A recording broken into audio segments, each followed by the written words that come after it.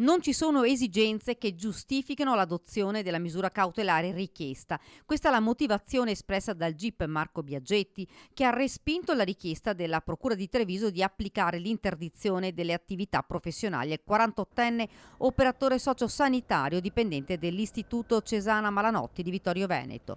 Insomma, l'uomo sarebbe potuto tornare a lavoro nell'istituto nonostante le gravi accuse che gli sono state mosse. A far scattare le indagini da parte dei carabinieri un esposto presentato da alcuni familiari degli ospiti. Il 48enne, secondo l'accusa, avrebbe maltrattato almeno una quindicina di anziani sia fisicamente che psicologicamente con insulti e umiliazioni. L'operatore era stato indagato così per maltrattamenti e lesioni personali aggravate. Davanti al giudice il 48enne avrebbe spiegato che a causa anche della carenza di organico le condizioni sul posto di lavoro erano particolarmente difficili.